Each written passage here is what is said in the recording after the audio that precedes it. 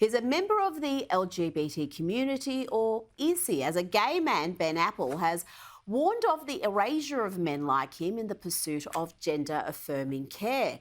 In a series of groundbreaking articles for publications like Spiked Online and the Daily Mail, and now Ben is creating waves again for an interview with a gender clinic whistleblower, Tamara Pietzi, in which the true problems of gender medicine are exposed. Ben joins me now. Ben, thank you so much for your time. Your interview and your previous articles all touch on the logical fallacies and excesses of the so-called trans movement, the gender affirming care model. Uh, Tell me about this backward notion that's embraced there about gender norms. If you don't subscribe to a particularly feminine trait, then you can't be a girl. If you've got masculine traits, then you must be a boy, and vice versa. It's really quite backward. We're supposed to be beyond that, but now we've gone back to these gender norms, and a little boy liking pink and ballet may be in the wrong body. Yeah, I mean, it's really troublesome. And, the thing is that a lot of activists and even clinicians and folks that are working in these spaces are really combining the transgender with gender nonconforming. So they say like TGNC. So it's all just kind of collides into one category. And in reality, there's,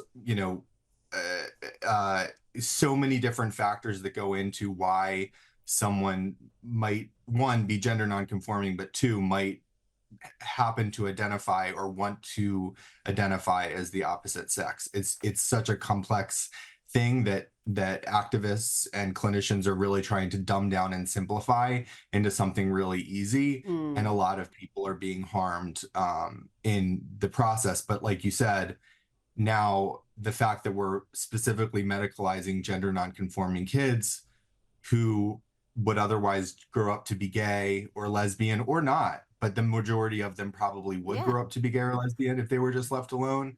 It is really a new form of conversion therapy that's really Mm. troubling, and I'm glad that you're talking about it. Well, the whistleblower you spoke to highlights several cases, and one of those cases she treated at this gender clinic, multi-care.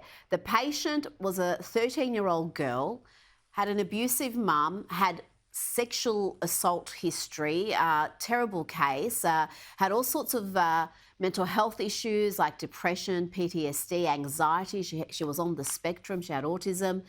And yet she was very quickly diagnosed with gender dysphoria. And your whistleblower was told she should be on medication to stop her menstruating and given drugs like testosterone, really powerful drugs. She opposed this and the child was removed from her care. I do wonder just how widespread this issue is. How many of these gender confused kids have got all sorts of other mental health issues or traumas in their past, and they're getting this diagnosis that is supposed to be the answer to all their prayers. I mean, we know that it is pretty widespread. I mean, the numbers have dramatically increased in recent years, especially since about 2013 or 2014. The numbers of young people identifying as trans and going to gender clinic has skyrocketed. However, the amount of gender clinics has also skyrocketed. So, there we went from one to well over 100 in about I don't know, 15 years. So now, obviously, they're being reversed, and some of them are being shut down in the U.S. After legislation is closing them down. But it is a widespread thing, and there are a lot of other factors that go into why someone would want to identify out of their sex, especially for young girls. A lot of young girls are identifying as trans in clusters. The social contagion is a big part of it.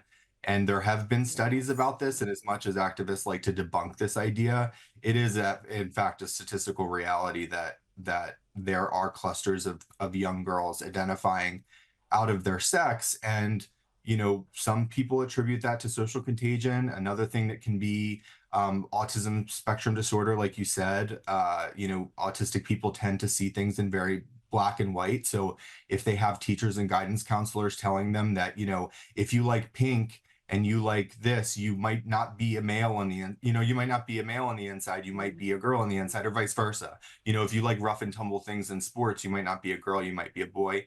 And then others, girls just as they grow older and start to mature, they're start to be sexualized, and they start to be, and they really want to hide from that and disguise themselves. A lot of times, trans identity and identifying as a boy for young girls can be kind of, they're hiding out in this identity to prevent that kind of sexualization. Well, puberty is an awkward period, really, just for about everybody. It's not an easy few years. And to add this gender confusion to the mix and provide all these so-called solutions, I can understand why there's so many kids who are confused, and we have so many cases now of these detransitioners, people who've gone down this path, have had medical treatment, some have even had irreversible surgeries, and very quickly, Ben, they've discovered this isn't the answer. This isn't making them happy. In fact, it's making them more depressed, and they detransition and go back to the sex they were born. How prevalent is that movement becoming? Because I've spoken to a couple on this program, but they have faced such hatred and such vitriol from so many in the trans community that I can understand why many others would be scared off talking, because who wants to face that after everything they've been through, to then be labelled a bigot and a hater and a self-loather and all sorts of other slurs. You can understand why many of them stay silent. Absolutely. There are folks that say, once you're trans, once you say you're not trans, like, you can't say you're not trans once you're trans. You're out, and you're Mm. really excommunicated from that community. There are a lot of detransitioners. I know many that initially started to speak out a little bit and then actually pulled back when they saw the kind of blowback that they were getting and how much of a toll it was taking on their mental health and just their lives in general. You know, for me personally, like, I know trans adults who are happy with their decision to transition, and I know a lot of trans adults who are unhappy.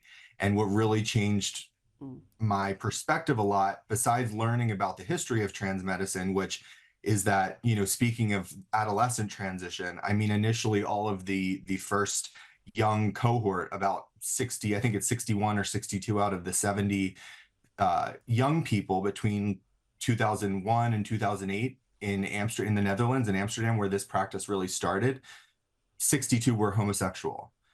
So it is really Mm. about medicalizing kids who are same-sex attracted. Gender nonconformity is super common in childhood, especially for people who grow up to be gay and lesbian. And all cohort studies show, all studies have shown, there's about 11 to date, that show that the majority of kids, maybe between like 60 and 90%, sometimes higher, but sometimes maybe 85, end up desisting. They stop experiencing what's called gender dysphoria, or what used to be called gender identity disorder.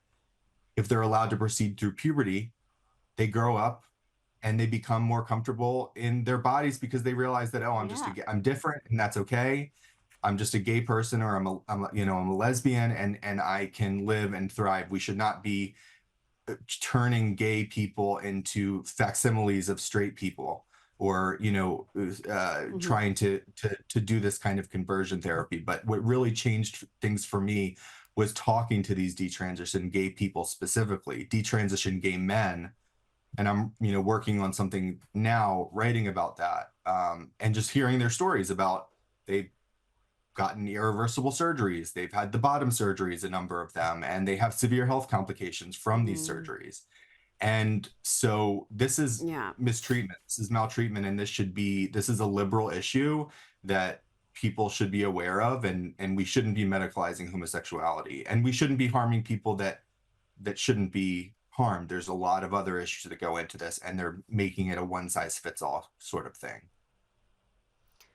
Absolutely, and we saw that with the revelations from the WPATH files, the World Professional Association for Transgender Health. Just shows how little science is really behind this ideology and movement. And you mentioned there some of the consequences of these surgeries, people losing sexual function, people becoming sterile, and making those decisions when they're very young and not really understanding the full impact. You're doing amazing work, Ben. We look forward to your new book, and thank you so much for your time tonight. Thank you so much for having me. I appreciate it.